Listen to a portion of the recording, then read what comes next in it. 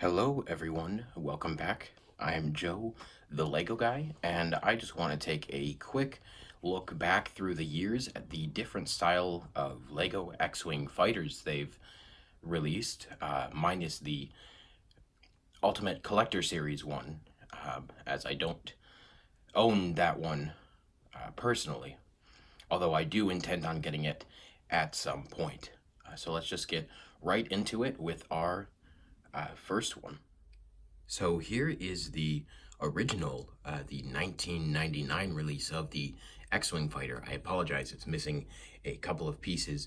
It got a little bit damaged as I was moving over the past few months. And a couple pieces, it looks like, were lost or in a different box that I was not able to locate. So we're just going to have to kind of deal with this as it is. At least it has the Luke Skywalker minifigure here. The set initially released for $30 in the United States, which was a fantastic price, considering the newest X-Wing, which retails at $70, as far as I'm aware, although I'll have to double check that. So the original Luke Skywalker minifigure is a really great figure, and one of the classic Star Wars minifigures. Obviously no back printing or no rear face printing. It's just what you see is what you get. So let's put him off to the side, take a look at the build real quick. The final build and design for this is really not too bad, in my opinion. I mean, obviously they have come out with much better techniques and much better ways to utilize their pieces, but for the original 1999, it's still fairly nice. You've got your piece right up here at the end that's actually printed, which is very nice, whereas now they will basically exclusively have stickers for something like that. The cockpit piece, the first iteration of that cockpit piece, it's actually the same one that is on the new 2019 20th anniversary Snowspeeder. So I think they could update that part there. But at the time, it was fantastic. It was great. So it does open on the click hinges. So not much articulation. It just kind of snaps into place, and there is room for a minifigure. It's got some different kinds of control panels and whatnot in there, and it snaps down very firmly in place. You can pick the whole ship up just by that part. So at the front here, we've got this little container area that can hold either Luke's lightsaber, some of the minifigure weapons, or just something along those lines.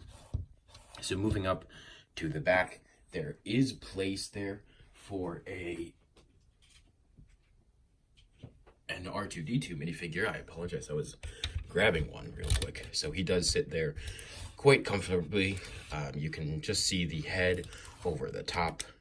So just like in the cinematic universe. And then you've got this back plate that opens up for more storage. I like the fact that they have a lot of storage in this old set. But not much to see as far as that goes. Not many interesting or unique builds, but again, this set was released in 1999, so that is 20 years ago now. So let's go ahead and take a look at the second or next iteration. Here is the second X-Wing we're going to be taking a look at today. This one was released in 2006 and has about 414 parts. This is not to be confused with the one that looks fairly similar, but was released with Dagobah's Hut. That is a whole different set. And this one was more of a specialty one that came out a few years after. It looks very similar, but no Yoda's Hut, quite honestly. So your minifigure, just like the original one, you've just got your regular Luke Skywalker, exact same Luke Skywalker as the one before. The only difference is the light flash head and the new printing on that head instead of the old yellow one. So let's put him aside and take a look at the machine. So here it is, and quite a good upgrade from the original 1999 one by all means. I mean, way more detail here than you ever would have found in the old one. There is no sticker on the front here, but that is just fine, all things considering. The landing gear tends to fall fairly frequently, and it's got that one cockpit piece on the bottom. I'm not quite sure why, quite honestly. I mean, it looks okay there, especially with the landing gear up, and then you click that into its full position. Then it looks all right. It really does. But again, using the same cockpit piece here, if we move in there real quick, just open it up. And again, you've got your place for your minifigure, you've got your control panel, the whole nine. So just like the last one, you've got your place sitting for R2-D2 there, and I'm not so sure what I think about all of the weird different colored pieces on the inside there, such as the blue or the yellow inside of the cockpit. But beyond that, everything about this, the turbines, you've got your blasters here, and if we turn it around, this is much more detailed and much more correctly articulated to the cinematic universe. You've got this little hinge piece that can click up. There's really nothing under there except for that gear brick crossover kind of thing. But to open the wings, you just have to turn this. You do have to turn it quite a lot for the wings to be able to start opening. But once you do, there we go. There you have it. Oh, that landing gear once again. And you've got it in its fighting position or flight mode. So very nice set. I was very happy with this one when it came out. My only issue with this is that since these are hooked onto rubber bands do stretch out over time, so you will have to get new ones after a while to hold the wings in their correct position. All right, let's take a look at the third and as of now, the final iteration of the X-Wing fighter. Here we are, our final version of the X-Wing.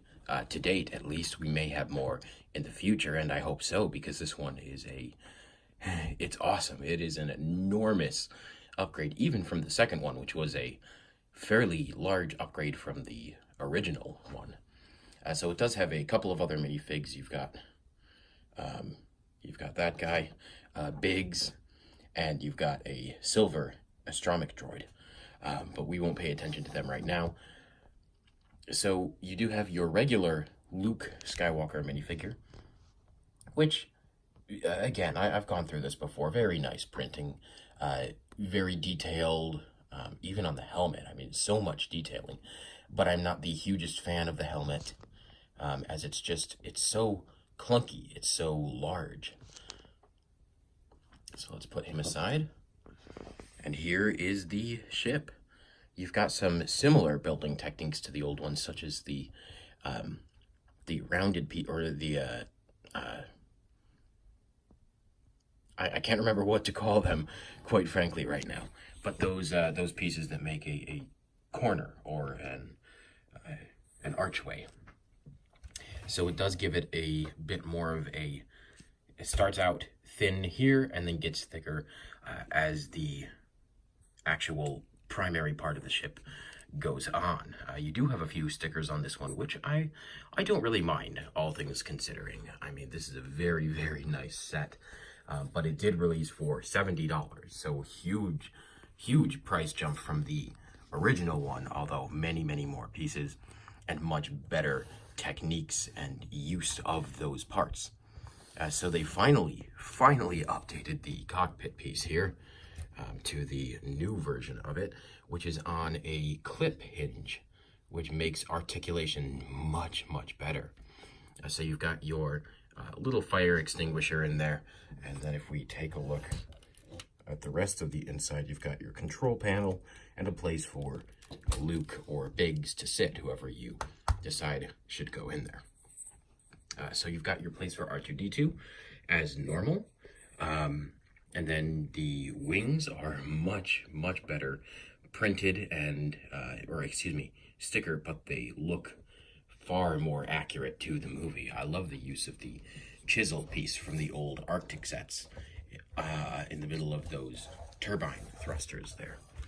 So spinning it around, you have an infinite amount of more articulation. They use the old pistol pieces as well as some other unique parts to make it look all that much better.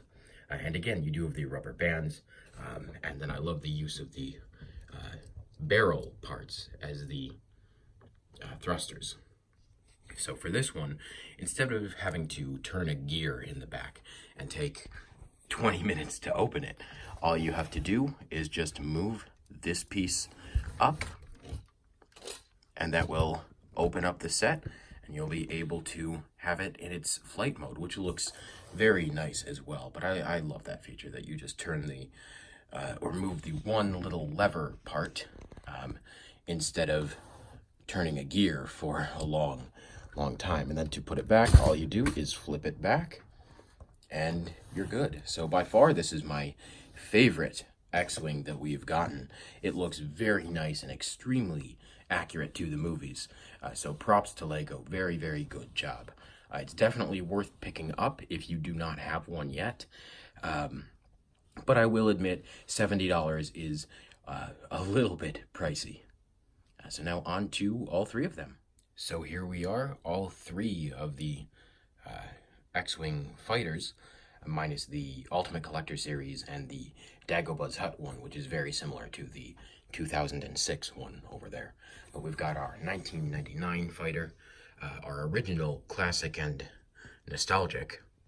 We've got our 2006 fighter, huge upgrade, very, very nice, and upgraded minifigures as well. And then we've got our most recent one, which retails for over twice what the original one retailed for, being the 2018 fighter. And very nice Luke Skywalker minifigure. I think they've just about perfected that suit at this point. I don't know what else they can do. Maybe some good arm printing or something along those lines. So yeah, this whole thing just brought back a lot of nostalgia, as I had the original ones growing up from 1999 and beyond.